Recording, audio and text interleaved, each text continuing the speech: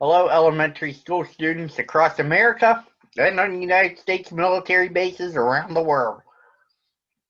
I'm Michael T. Mondak, and it's Friday here on YouTube.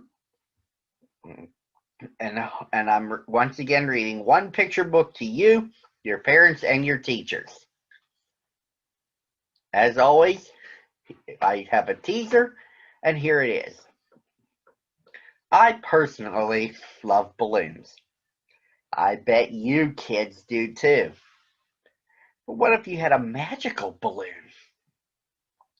Pascal had one as part of a storyline by Albert Lamorisse titled The Red Balloon. Let us travel to Paris, where our story takes place.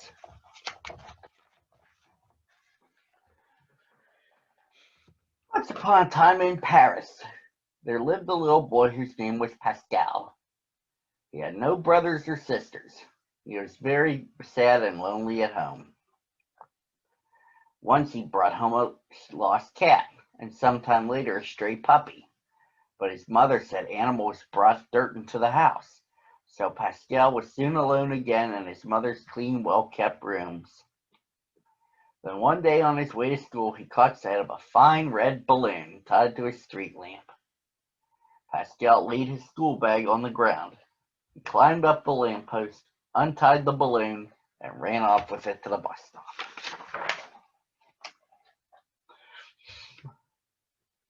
But the conductor knew the rules. No dogs, he said. No large packages, no balloons. People with dogs walk. People with packages take taxis. People with balloons leave them behind. Pascal did not want to leave his balloon behind, so the conductor rang the signal bell and the bus went on without him. Pascal's school was a long way off. When he finally reached the school door, it was already shut. To be late for school and with a balloon, that was unheard of. Pascal was very worried. And he had an idea. He left his balloon with the janitor, who was sweeping the yard. And since it was the first time he had ever been late, he was not punished. When school was over, the janitor who kept the balloon in his room for Pascal gave it back to him. But it had begun to rain, and Pascal had to walk home because of those silly rules about balloons on buses.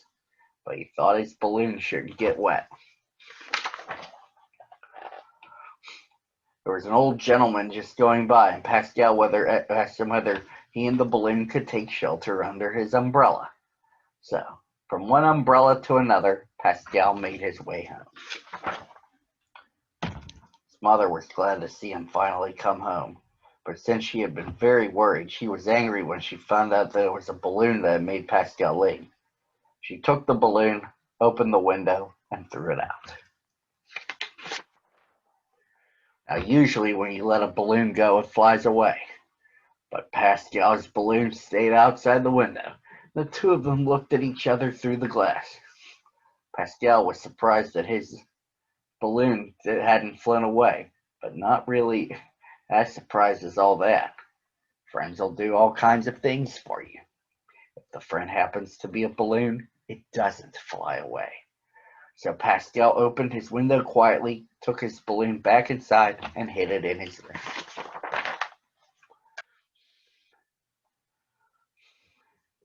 The next day, before he left for school, Pascal opened the window to let his balloon out and told him to come to him when he called.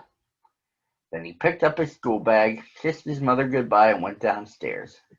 When he reached the street, he called, "Balloon! Balloon!" and the balloon came flying down to him. Then it began to follow Pascal, without being led by a string, just as if it were a dog following its master.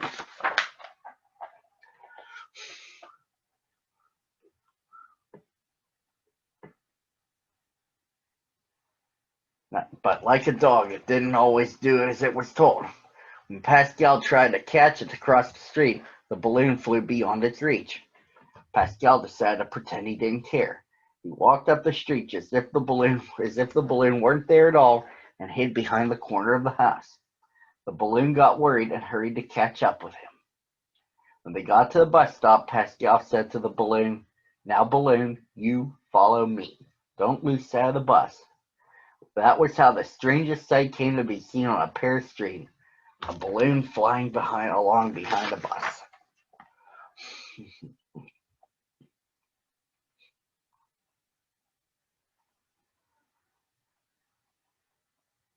When they reached Pascal's school, the balloon again tried not to let itself be caught, but the bell was already ringing and the door was just about to close, so Pascal had to hurry in alone.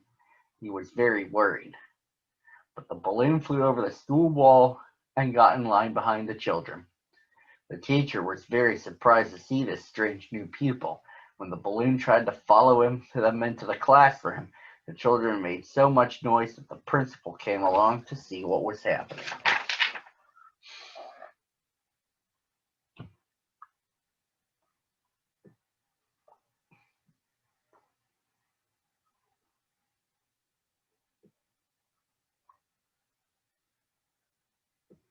The principal tried to catch the balloon to put it out the door, but he couldn't, so he took Pascal by the hand and marched him out of school. The balloon left the classroom and followed them. The principal had urgent business at the town hall. He didn't know what to do with Pascal and his balloon, so he locked the boy up inside his office. The balloon, he said to himself, would stay outside the door. But that wasn't the balloon's idea at all. When it saw that the principal had put the key in his pocket, it sailed along behind him as he walked down the street. All the people knew the principal very well, and when they saw him walking past, followed by a balloon, they shook their heads and said, "The principal's playing a joke. It isn't right. A principal should be dignified. Shouldn't be playing like one of the boys in his school." The poor man tried very hard to catch the balloon, but he couldn't. So there was nothing for him to do but to put up with it. Outside the town hall, the balloon stopped. It waited for him in the street, and when the principal went back to school, the balloon was still behind him. The principal was only too glad to let Pascal out of his office to be rid of him and his balloon. On the way home, Pascal stopped to look at a picture in a sidewalk exhibit. It showed a little girl with a hoop. Pascal thought how nice it would be to have a friend like that little girl. But just at that moment, he met a real little girl, looking just like the one in the picture. She was wearing a pretty white dress, and she held in her hand a string to a blue balloon. Pascal didn't want to be sure she noticed that his balloon was a magic one, but his balloon wouldn't be caught, and the little girl began to laugh.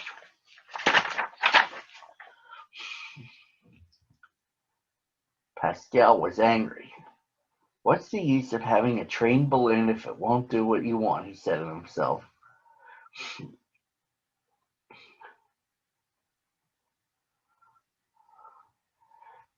At that very moment, some of the tough boys in the neighborhood came by. They tried to catch the balloon as it trailed along behind Pascal, but the balloon saw the danger. It flew to Pascal at once. He caught it and began to run, but more boys came to corner him from the other side. So Pascal let go of his balloon, which immediately rose high into the sky. While the boys were all looking up, Pascal ran between them to the top of the steps. From there he called his balloon, which came to him at once, to the great surprise of the boys in the gang. So Pascal and his balloon got home without being caught. The next day was Sunday. Before he left for church, Pascal told his balloon to stay quietly at home, not to break anything, and especially not to go out. But the balloon did exactly as it pleased. Pascal and his mother were hardly seated in church when the balloon appeared and hung quietly in the air behind them. Now, a church is no place for a balloon. Everyone was looking at it, and no one was paying attention to the service. Pascal had to leave in a hurry, followed by the church guard. His balloon certainly had no sense of what was proper. Pascal had plenty of worries. All this worry had made him hungry, and as he still had his coin for the collection plate, he went to a bake shop for some cake. Before he went inside, he said to the balloon, "Now be good and wait for me. Don't go away."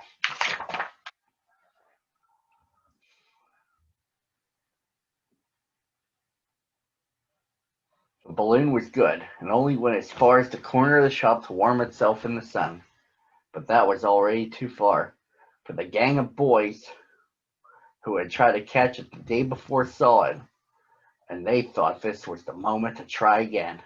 Without being seen, they crept up to it, jumped on it, and carried it away. When Pascal came out of the bake shop, there was no balloon. He ran in every direction, looking up at the sky. The balloon had disobeyed him again. It had gone off by itself, and although he called at the top of his voice, the balloon did not come back. The gang had tied the balloon to a strong string, and they were trying to teach it tricks. "We could show this magic balloon in a circus," one of them said. He shook a stick at the balloon. "Come here or I'll burst you," he shouted. As luck would have it, Pascal saw the balloon over the top of a wall, desperately dragging at the end of its heavy string. He called to it. As soon as it heard his voice, the balloon flew toward him. Pascal quickly untied the string and ran off with his balloon as fast as he could run. The boys raced after them. They made so much noise that everyone in the neighborhood stopped to watch the chase. It seemed as if Pascal had stolen the boy's balloon. Pascal thought, "I'll hide in the crowd." But a red balloon can be seen anywhere, even in a crowd. Pascal ran through narrow alleys, trying to lose the gang of boys.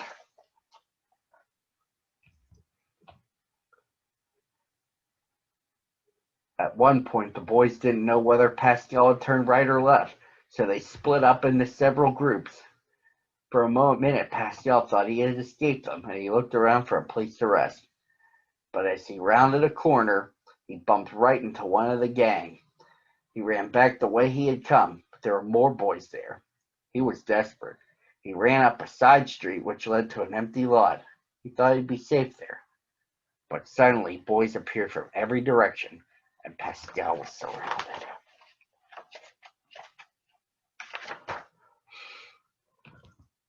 So he let go of his balloon. But this time, instead of chasing the balloon, the gang attacked Pascal.